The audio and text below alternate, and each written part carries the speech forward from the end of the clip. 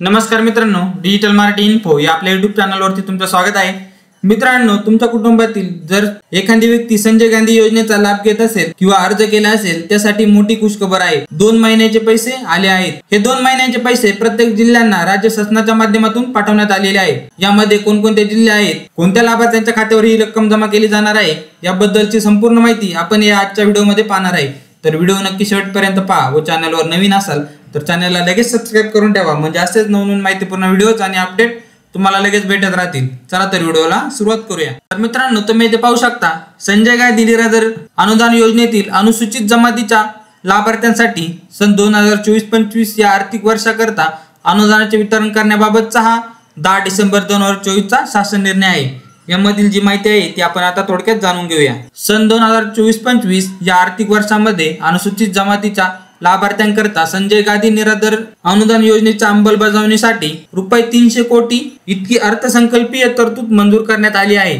त्या अनुषंगाने अनुसूचित जमातीच्या लाभार्थ्यांकरता संजय गांधी निराधार अनुदान योजनेसाठी रक्कम 195 कोटी 28,44,500 इतका निधी संदर्भ क्रमांक 5 येथील शासन निर्णयान्वये सर्व जिल्हा अधिकारी यांना वितरित करण्यात आला आहे। आता माहे ऑक्टोबर ते नोव्हेंबर 2024 या कालावधीच्या खर्चासाठी 46 कोटी 82,12,689 रुपये इतका निधी या शासन निर्णयान्वये सोबतच्या विवरणपत्राप्रमाणे वितरित करण्यास शासन निर्णयाद्वारे मान्यता देण्यात आलेली आहे। तसेच मासिक विवरणपत्रानुसार निधी पुढे मागे ओढून घेण्याची सुविधा अर्थसंकल्पीय अंदाज वितरण व संनियंत्रण प्रणालीवर देण्यात आलेली आहे। संजय गांधी निराधार योजना व श्रावणबाळ सेवा राज्य निवृत्तीवेतन योजना या योजनेतील लाभार्थ्यांना अर्थसहाय्याचे वितरण डीबीटी पोर्टलद्वारे करण्याचा शासनाने निर्णय घेतलेला आहे। परंतु सदरहून योजनेतील लाभार्थ्यांची माहिती तालुका जिल्हाधिकारी कार्यालयाकडून भरण्याची कार्यवाही सुरू असल्याने सदर योजनेतील लाभार्थ्यांना अर्थसहाय्य मिळण्यास विलंब होऊ नये म्हणून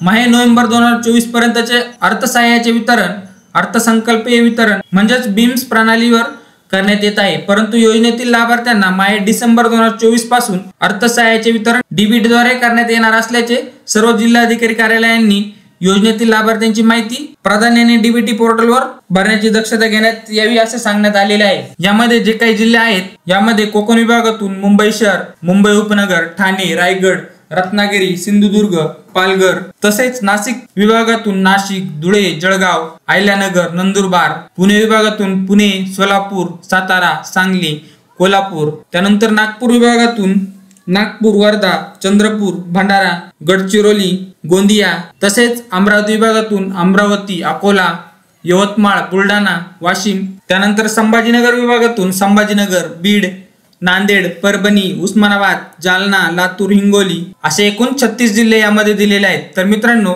ऑक्टोबर आणि नोव्हेंबरचे पैसे लवकरात लवकर जमा करण्यात येणार आहे आणि या पुढील जे पैसे लाभार्थ्यांच्या खात्यावर जमा करण्यात येणार आहेत ते डीबीटीच्या माध्यमातून जमा करण्यात येणार आहेत। तर मित्रांनो, अशा पद्धतीने संजय गांधी निराधार योजना व श्रावणबाळ सेवा निवृत्तीवेतन योजनेच्या लाभार्थ्यांसाठी एक महत्त्वाची अपडेट होती।